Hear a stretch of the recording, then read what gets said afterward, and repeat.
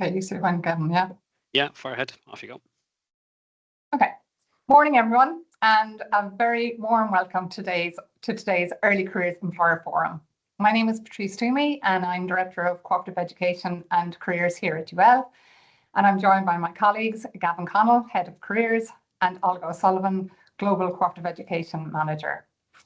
So our purpose here today is to share the findings of, tell the story of really, this year's Early Careers Employer Survey. And I'm proud to say that it is the largest survey of its kind nationally. And the results reflect the views of employers who hired either graduates or student interns or both during 2025 and 2026. We're very happy that the survey has generated responses from employers across the divide. What I mean by that is by sector, by size, by location, and by the disciplines that you're recruiting for. I do want to emphasize, though, that the report is very much a partnership endeavour between us and employers. It is a UL report. Our team have gathered and analysed a lot of data for this, and they've put a huge amount of work behind it. But the data come from you, the employers, and we're very grateful to the 270 employers who gave up their time to participate in the research.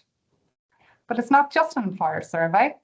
We also surveyed over 1,500 students nationally, and that was to kind of get their sentiments on their career motivations, their expectations, their decision-making processes, and the drivers of that decision-making. And this year, for the first time, we've drawn on the insights and perspectives of higher education careers experts across the country. And for this, we extend huge thanks to our colleagues from the Association for Higher Education Career Services, many of them who are here today. Hopefully you'll find this 360 approach, which is new, engaging, but also valuable in informing your work. Now, it's always great to have data. We are what we measure, but on its own, it can feel a little bit like an incomplete jigsaw. So context really is king these days. And today, Gavin and Olga will be providing us with kind of some of the nuances and the insights and understandings that give us a sense of that bigger picture. Hope you all enjoyed today's session, and thank you again for coming. Over to you, Gavin and Olga. Thank you, Patrice. Okay, just before we kick off, just to thank you all once again.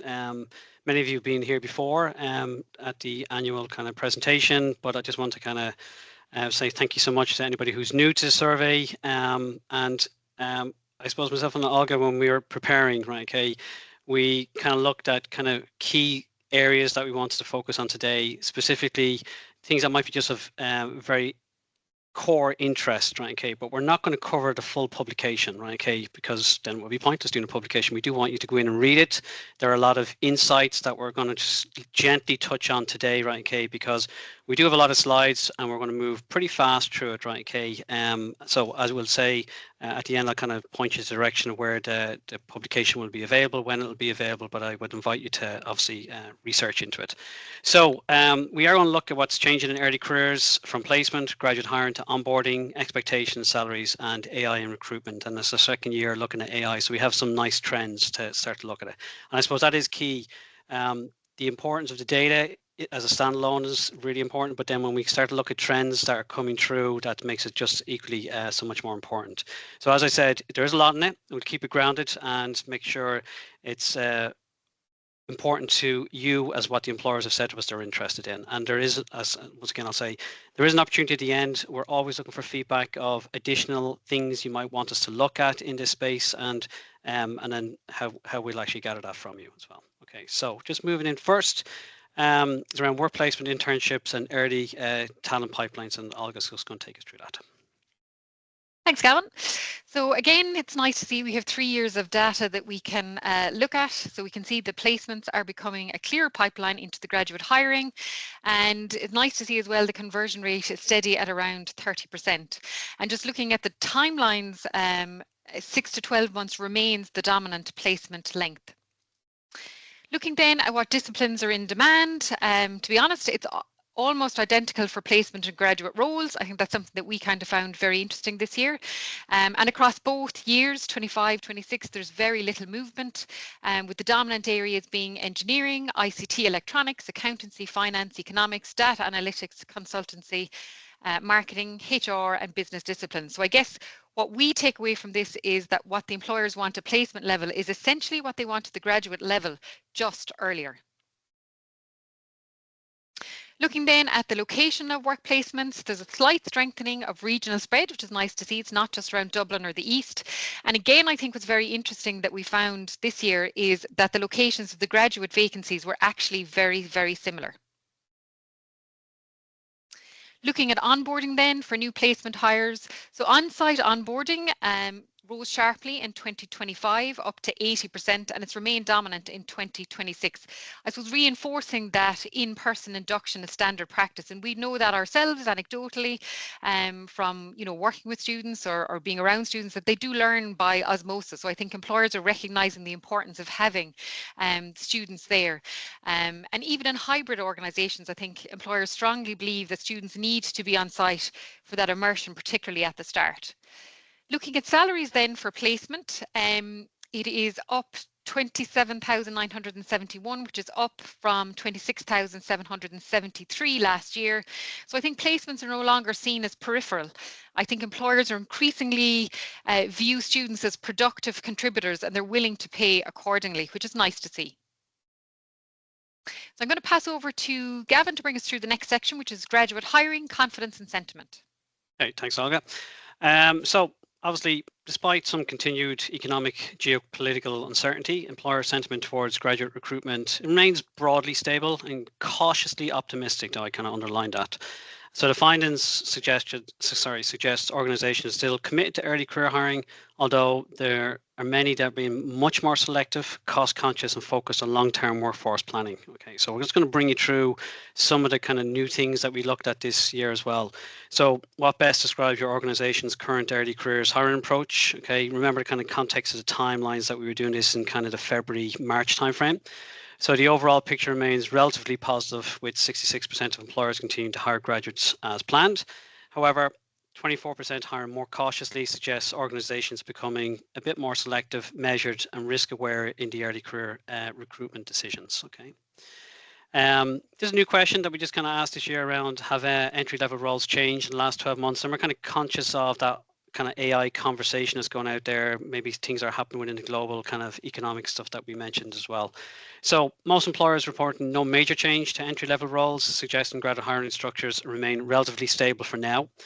That said, we are starting to see some signs of role redesign through automation, broader responsibility, some tighter budgets and a gradual shift towards more experienced hires in some sectors. Okay. What explains these entry-level changes? The data is kind of looking at combination of cost pressures, as I said, the economic uncertainty, operational change, concerns around graduate readiness, and then interestingly, AI is as much as being spoken about in the media and across all of our conversation lexicons. It's not really part of the conversation yet. It's there, but it's not the dominant driver. And over half the employers still believe it's too early to predict the long-term impact at this stage. And then, let me just move on here. Yeah. Okay. What are the expectations? What are the expected duration of these changes? 57% of employers believe it's too early, right? Okay, and I think that's kind of no news to anybody, right? Okay, it's just such a fast changing, there's lots of different conversations going around, the threats that are in the economy in relation to AI, global uncertainty. So it's very hard to make any kind of structured understanding of what's going on. So with that, I'll just move on to, so some things that we kind of wanted to kind of get a sense of was the student voice, and Patrice had mentioned earlier on, we had over 1,500 students from across the country respond to the survey, talking about their post-graduation plans, right? Okay, so significantly, most students want to pursue graduate employment immediately after university, although a sizable group is kind of looking at that further study or just haven't made a decision yet, as it were. Confidence levels, right? Okay, now, I will say this data, the pulse survey that we did with students was done around the November timeframe last year. So confidence levels are relatively mixed, with many students only moderately or slightly confident about securing a graduate role in the current market.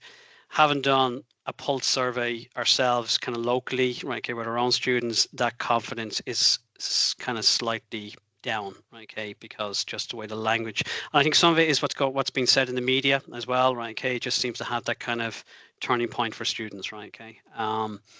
We did ask students then around interest in working abroad after graduation. International mobility continues to be a significant consideration for students, with many actively planning or open to working abroad after graduation.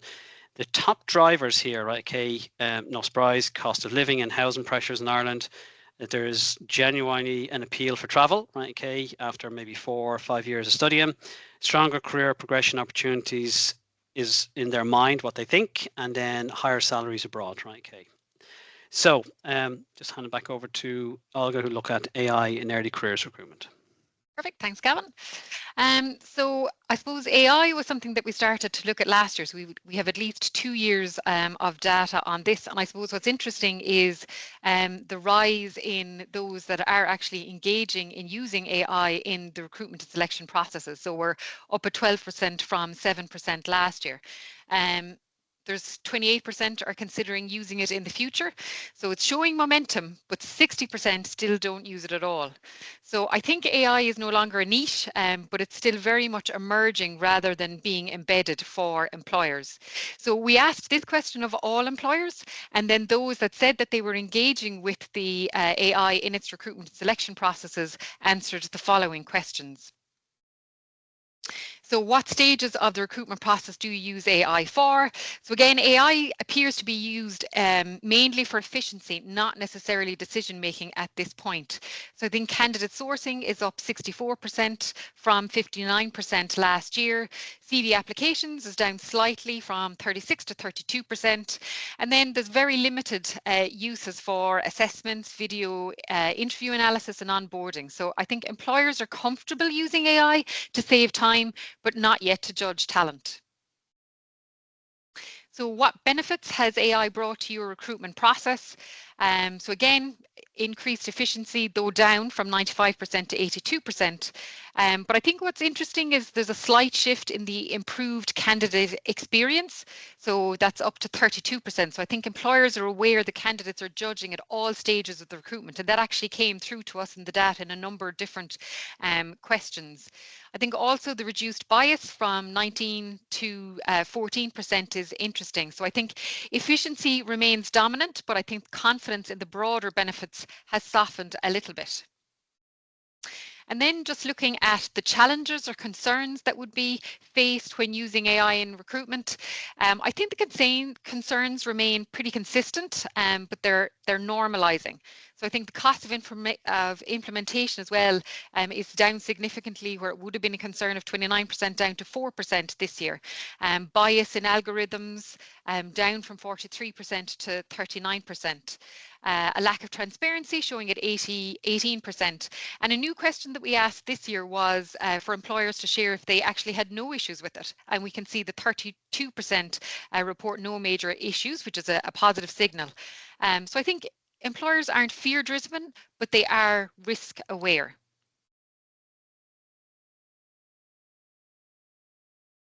So overall, how would you describe your organization's attitude to AI in recruitment?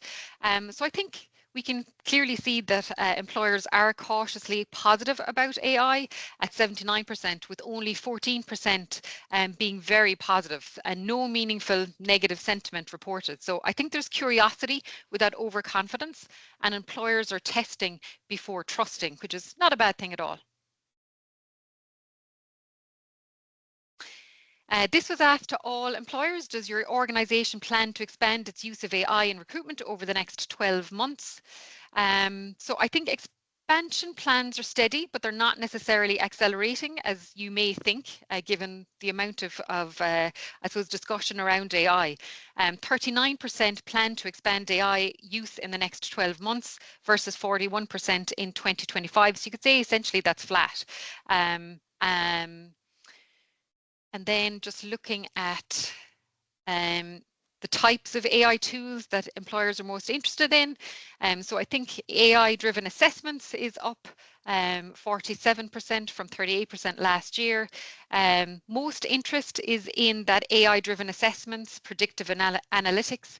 And I think for employers, adoption is deliberate and phased rather than just fast or transformational, which is not a bad thing at all to see either. I think just interestingly, again, the shift towards automated video interview analysis and chatbots being of interest in the future is good to see as well. So I'm going to pass over to Gavin to bring us through the next section. Super, thanks, Olga.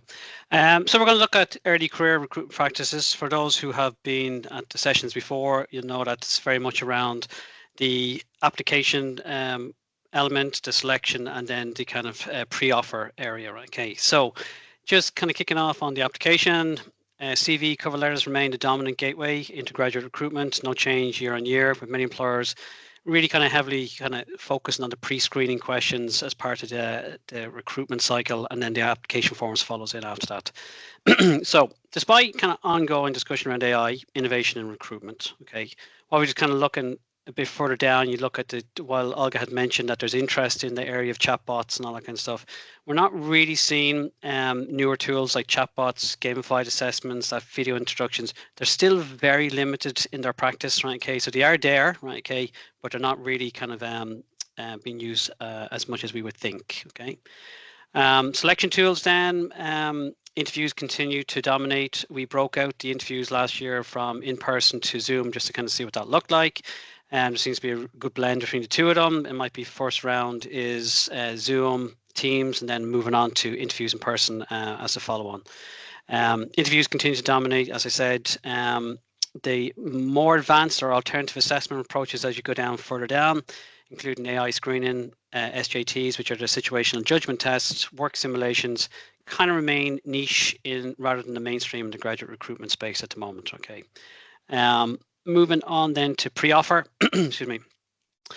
Pre-offer, still a very strong feature of graduate recruitment, right? Okay, if anything, I'm thinking, Olga, if we go back a couple of years, the amount of pre-offer tools has increased, I think, by double, right? Okay, because initially when we started, it was kind of references, it was like confirmation of qualifications, and then maybe visa status. So there's a lot of different things have been added in since. Top ones here for us, right? Okay, our references, qualification checks, and confirmation of visa or work eligibility. But we're also seeing that growing use of social media checks, right? Okay, so it's increasing steadily year on year. Small increments, but it is increasing, right? Okay, and I suppose that really is starting to highlight more and more the importance of professionalism and that digital reputation management for graduates. Okay, so what happens on a night out, it's important that we don't overshare, as it were. So we moved on to what employers value in graduate applications, and not a whole lot has changed here actually year on year. Actually, probably for the last 3 years, it has stayed kind of pretty standard. It does look to see that employers are prioritizing practical experience, and employability signals alongside academic background when assessing candidates. Interestingly, for this part, degree classification and university attended ranked lower than work placement experience, work ethic, and evidence of initiative outside the classroom. Okay, so that's just one of those things. Oh yeah, so this is new we asked, right? Okay, so common red flags you look for at this stage of the application. So real kind of importance on communication quality, preparation, and evidence that candidates genuinely understand the organization and role. I suppose it is when we speak to students around the use of AI in their CVs and cover letters that poor communication or grammar is so high. It's kind of very weird kind of messaging for us, right? Okay, but obviously they're still not using it in a correct way. Okay. I suppose then there is that concern around the over-reliance, which is a bit further down at 53%, over-reliance on AI and AI-generated applications, particularly where authenticity, right, okay, personal reflection and tailored response appears to be missing. So it's just into a system, whatever comes out, right, okay. And I suppose the second one there, lack of research into the organization, like we have seen it here, right, okay. I have been called Mrs. O'Connell. I have been working for UCC when people have been applying. So just those silly kind of things that people mix up or mess up, should I say, as part of the application process. Recruitment channels, nice to see. No real change here. Okay, top recruiting channels for the employers: company website, LinkedIn, careers fair, university vacancy, job portals. Okay, and then placement internship routes. And in contrast, then students rank their top searches are LinkedIn, website, company website, and university vacancy, jobs portal, careers fairs, previous placement, and internships.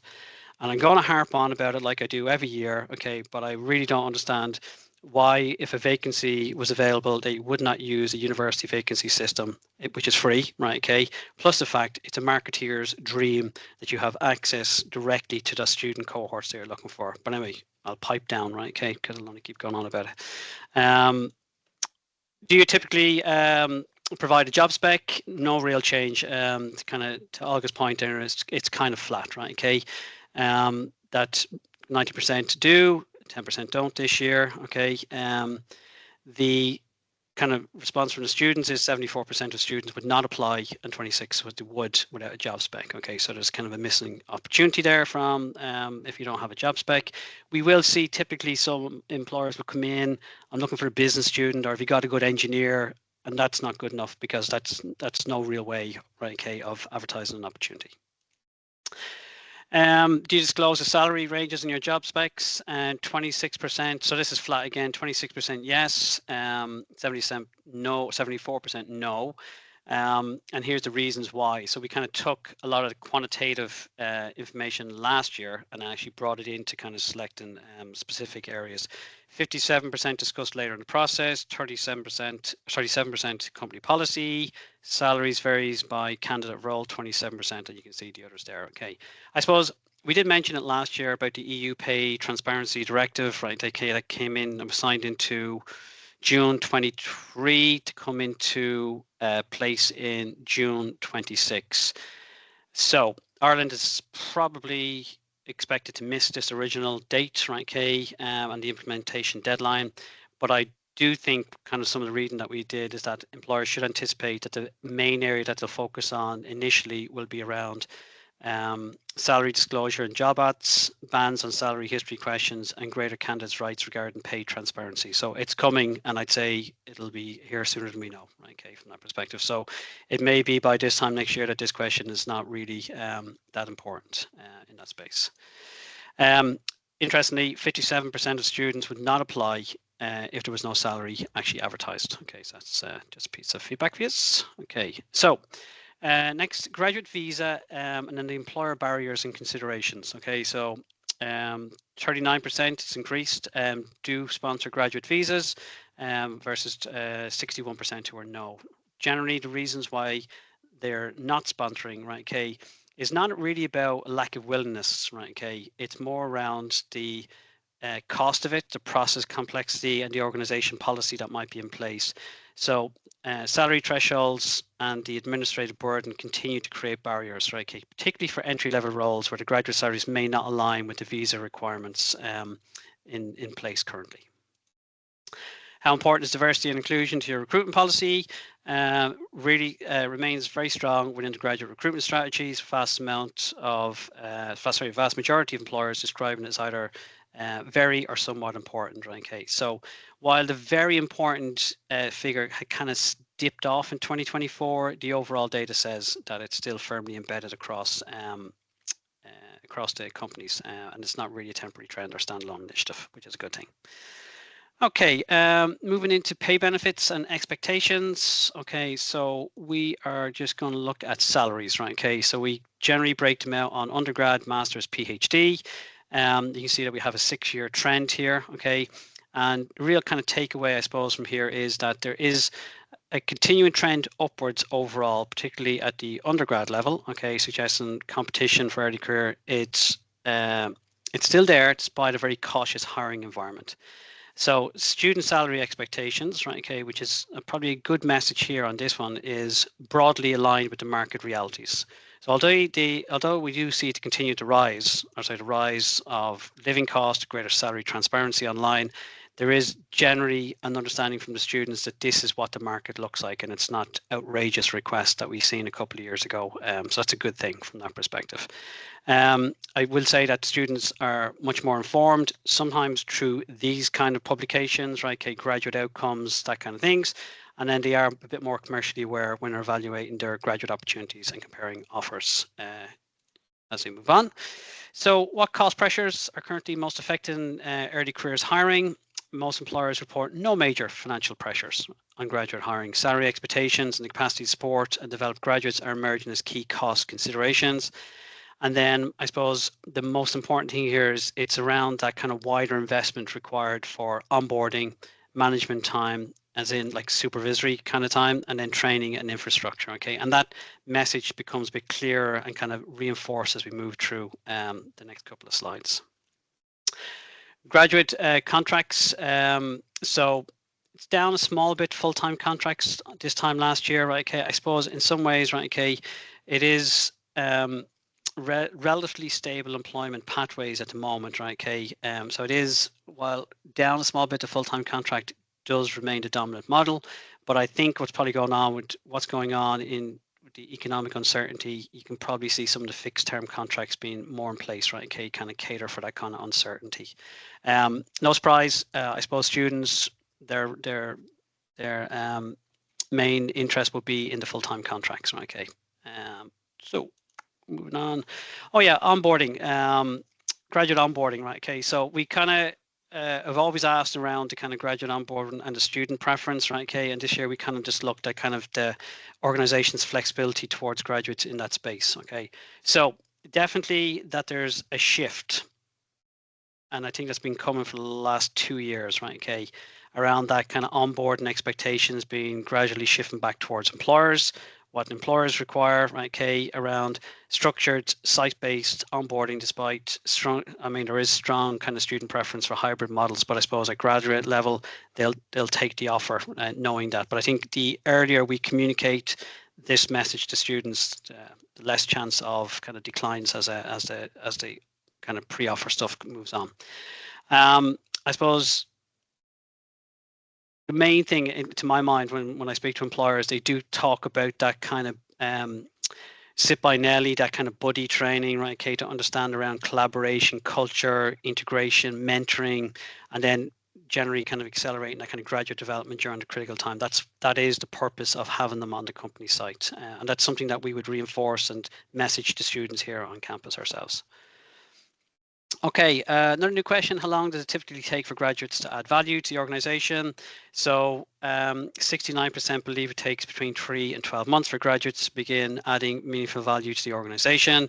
So this, and I'll say it again, you're sick of me saying it, it really reinforces the importance of onboard mentoring, manager support, and realistic expectations during the transition from graduate education, or sorry, academic education into employment. Let me just move on here. Oh yeah, okay. So this was an interesting new thing that we did this year around practices found to be most useful in graduate retention. So it's an increase in, and I'll say it again, strong line management support, right? Okay. So speaking to graduates, right? Okay, having that kind of supervisor, that manager who is actually bringing them along that kind of development, career progression, rather than just salary alone, is so important, right? Okay, so it's important from an employer's perspective, but also from the student perspective. Okay, we hear it more and more. It's not really always about the salary, it's around that kind of career progression and what that looks like. Over to Olga, early career skills and work readiness. Thanks, Gavin. So we asked what qualities employers look for in graduates and why it matters. And to be honest, there's no great differentiator between last year's responses and this year's responses. We're not going to go into too much detail on some of these because there is more information available in the publication in terms of the why it matters. We looked then at the early skills in demand, and again, there's consistency across the top, which largely remained unchanged. The communication was #1 last year, now it's teamwork, but essentially they are relatively stable, I think, in terms of the ranking.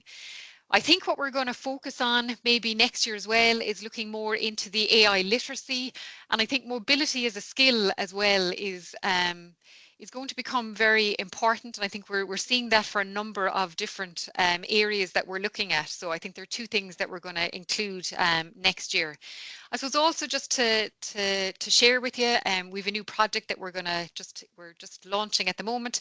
I think it's really looking around the whole skills area from both an employer and a student's perspective. So it's unpacking the unconscious bias with the student by identifying and isolating the skills by employer and department through the jobs that are advertised on My Career Path, for example, and then mapping these to the students' already identified skills and helping them to unlock potential skill development or just becoming more aware, I suppose, of potential gaps. So an output would be better employer recognition and student matching. That's what we're kind of aiming for. So it's just a new project that we're just kicking off at the moment. And I think this whole story in terms of skills tells us that employers are still hiring for behaviour and mindset, not necessarily polish or brilliance. So looking on at the motivational factors for students as ranked by students, and I think this is very interesting as there's been quite a large shift actually. So work-life balance appears to be the #1 motivational factor for students this year, whereas last year the top 3 were recognition, achievement and growth. So I think that's kind of an interesting takeaway for us. Looking then at employer challenges and student expectation. So I think the data highlights an increasingly complex graduate recruitment environment where employers are balancing talent shortages with rising candidate expectations and indeed changing market behaviour. So I think graduate expectations, offer withdrawals and concerns around work readiness continue to feature prominently, suggesting expectation alignment is becoming a growing recruitment and retention challenge for employers.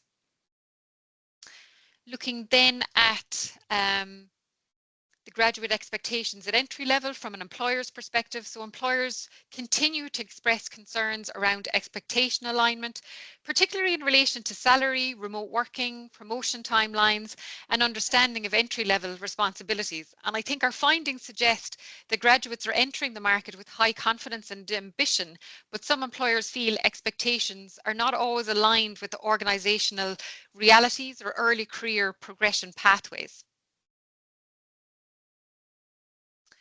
Looking then at the graduate rejecting job offers, and it does appear to be a continuing challenge for employers. And I think it does remain a significant challenge for employers with competition from other organisations, location, salary and flexibility continuing to drive candidate decision making.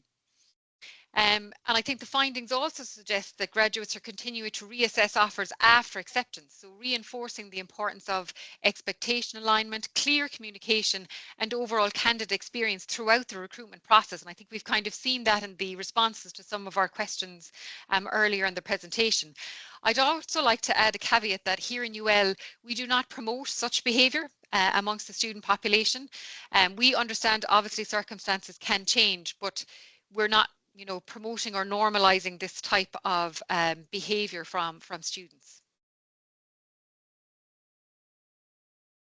And just looking at the students' reasons then for rejecting offers, salary again below expectations, the role not as advertised, type of contract offered, work location or lack of hybrid options, and poor company fit or culture, which is kind of consistent with the findings from last year. We're just going to move on to one of the final sections now, which is looking at the reflections and helping to prepare for 2027. So I think our first reflection is that a more selective graduate market is reshaping expectations. So I think the graduate market remains active, but employers are becoming more selective around skills, work readiness and long-term fit. And at the same time, graduates continue to raise expectations around salary, flexibility, progression and workplace experience. I think the work placement is becoming a strategic hiring pipeline. So we're increasingly seeing it being used as a strategic recruitment pipeline rather than simply a student learning experience. I think employers continue to view placements as a lower risk way to assess talent, culture fit and long-term potential.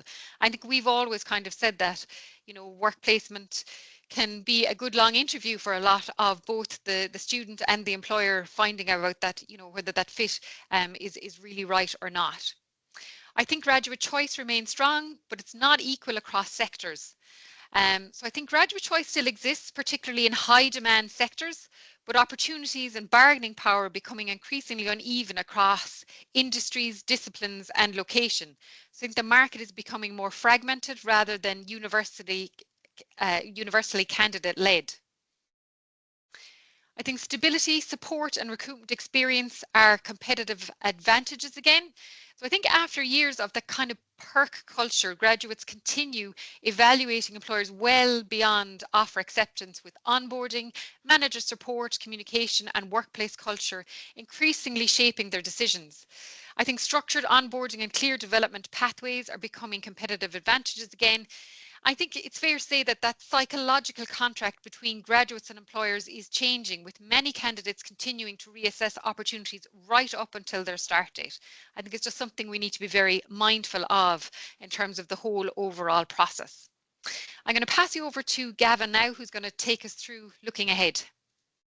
Okay, thank you. So what employers and universities need to prepare for in 2027. So this was the conversation that Patrice alluded to earlier on, where we went and got a lot of feedback from kind of higher education career experts and kind of merged these two conversations together around what do we need to look at for 2027, right? Okay, so I definitely think, no surprise, right? Okay, on the first one, that expectation alignment will differentiate employers. Okay, so organizations that communicate expectations honestly and early and consistently will build stronger trust and engagement, because there's, I suppose you probably are aware of this, but there's this like internal dialogue that I was on placement there, or I got an offer here, or I didn't get feedback. It's just like this pipeline back into the student body, and it's that kind of PR branding or marketing that you really have to safeguard, and that's with every interaction, obviously, that you're having with students from first year to final year, I suppose. AI literacy, no surprise here, right? Okay, will become a baseline graduate skill. Okay, so that rapidly shifting from a differentiator to an assumed workplace capability. It's like a ticket to entry, and it will be in the future, of course. Okay. Then next one, retention and manager quality. We kind of alluded to it a few times, right? Okay, in relation to that, how important that manager quality will be in relation to retention moving forward. That strong onboarding, the support, the feedback, and manager relationship. So you can do an extraordinary amount of work on campus or online in attracting the students around how do you keep them, and this is really, from higher education experts, from the students, this is what they're saying. That's what they need to continue to flourish and actually to stay in an organization. And finally, it's career pathways, right? Okay, will become earlier, broader, and less linear. Okay, so Olga mentioned earlier on, right? Okay, that kind of whole thing around the graduate market's kind of uneven. There's those in very high demand, and there's ones maybe not so much, right? Okay, so that kind of pathway is becoming much more fluid across sectors, roles, and experiences. So from our perspective, students will need to engage with career development earlier, not in final year. They need to be right back in first year, really kind of looking at how proactive they can be throughout all of the years of study, right? Okay, to kind of build that employability framework, right? Okay, so that really brings us kind of near to the end of the presentation. And then just before I move on to what's next, if anybody has any, there's a couple of questions gone into the Q&A. So if you have something you'd like to, and we have a bit of time, we'll try and answer them now. If not, I'll just talk to you about how we can do some feedback. So I kind of give people a bit of time when we're just chatting through the next steps. So publication, so it'll be available on our website, and we'll circulate it out to everybody who's attended and registered today. We plan to have it up on Friday. Okay, we will have the recording of the webinar up there as well at the same time. We also have some Power BI reports that are kind of sectoral based, right? Okay, so this is very high level, right? Okay, looking at all responses across all sectors, all organization types. When you go into the Power BI reports, you can just pick your sector in particular, and you'll see how the data will change very specifically for you. I know for a lot of early career recruiters in this space, they're kind of very much kind of focusing on the salary levels and also the benefits there as well. So it's quite a detailed matrix on the additional benefits. We didn't show it today because it's quite high level from that perspective, right? Okay. We are looking to increase the student voice, right? Okay. Each year, and also then once again, I'd like to extend a thanks to the higher education career experts who got involved this year, and just to ensure that next year we have everybody's voice as part of this. Equally, if you have any feedback, right, okay, in relation to anything that we've covered today, or things you're thinking, you know what, would it be interesting to explore this next year? We're very much open, because while we're presenting on the data, it is your report, right? Okay, so there might be something that you're very interested in exploring, and you can drop Olga or myself an email, and here's our emails, right? Okay, but you probably have them from the invites we've sent out previously. Okay, so might try and answer some of the questions, Olga. Yeah. Yep. Yeah. So one question is, will we get a copy of these slides? Yes, as Gavin said, they will be available on the website, hopefully from Friday. Another question, have students displayed an understanding that employer paying professional qualification fee impacts salary, that take home may be lower but not reflecting true value? You know, Steve, that's a really good question. I don't think so, right? Okay, personally, right? Okay, I think some may be aware, but I think it would be really interesting as part of that conversation you're having with students, should say, at fairs or on campus or wherever it might be, is to kind of put a dollar value on it, right? Okay, to kind of make it much more transparent to them, that you're saying, if you were to go and purchase this training, say it was for ACCA or whatever the case is, this is what it would cost you. And I think that's a very interesting conversation for employers to have with students from that perspective. 100%. Yeah.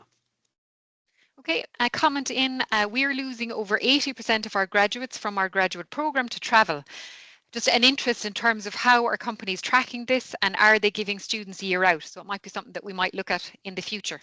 Yeah, I do, Sinead, thanks for that one. I do know that, and I've heard of other organisations who've had students who've gone to travel, and they've held the posts open for a 12-month period. Okay, and maybe that's not something you can do in every organisation, but I know that was something that they were building into their kind of recruitment numbers and plans, that they had that kind of small buffer, and it might be something that, you know, it's like an attraction that they come back afterwards, right? Okay, because it might be that they have spent 4 or 5 years in college, they've never traveled, and they got into their first grad job, and they kind of have this bug just to go for a year, just kind of see what it's like.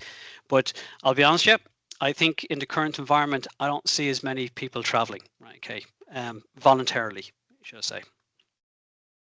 Okay, we are seeing a pause in graduate hiring. Minister James Lawless on the workforce of the future in the Business Post earlier this month. How do you see this playing out in the survey results? I think in that space, right, okay, that was very much sectoral based, what they were chatting about, right, okay, and definitely, it's Michael, yeah, sorry, I think that was very much in the ICT sector that because I'd seen another one in the Sunday Business Post, and actually when you went into analysis, it was very much in the ICT space. Yes, it is. I mean, like, AI is really disrupting in that space, 100%, yeah. And if you go into the sectoral reports, when you go into this ICT sector, you'll see that kind of that dip in confidence, and you also see it in relation to their plans for the future as well. Yeah. So leading on from that, actually, are universities looking at supporting or developing students' AI skills before they enter the job market? Dramatic pause, right? Okay. I know. Yeah, I suppose that's an there's lots of interesting one. conversations about it. Yeah. And I think there's maybe an uncertainty in terms of how to best address it. And I think that's kind of, I suppose, what is being looked at the moment. Yeah. And I think sometimes, like, the universities, I'm not saying slower, but it can be difficult for them to keep up with the market at a pace. And AI has been at such a pace that I think it is coming in, but will it be here next year? I don't think so, personally, right? Okay, but I definitely think the conversation around it and that kind of additional CPD that students should be doing as part of their studies, that's something that is being promoted. I know that, yeah. And then obviously within very particular programs that would be linked to AI in the ICT space, I think definitely they're faster to migrate to those kind of upskilling things. Yes, for sure. Okay, and just a comment, great presentation. Do you have stats on specific sectors? So That will be available on our website once our Power BI reports go up, where you'll be able to go in and filter specifically to engineering or any other specific sector that you're interested in. I think that is all the questions for now. Super. Patrice, I think, did you want to jump back in? No, nothing. I'd just like to extend very sincere thanks to Gavin and to Olga for presenting today and for all of their work on this research, because I know it's been an enormous amount of work that's gone into it. I'd also like to thank other team members who contributed in many different ways to the success of the publication. And I guess, like, you know, when you think about it, the findings suggest that none of us here can afford to be complacent, be it on the higher education side or the employer side. We all know that we work in a dynamic, often very unpredictable graduate and undergraduate labour market environment.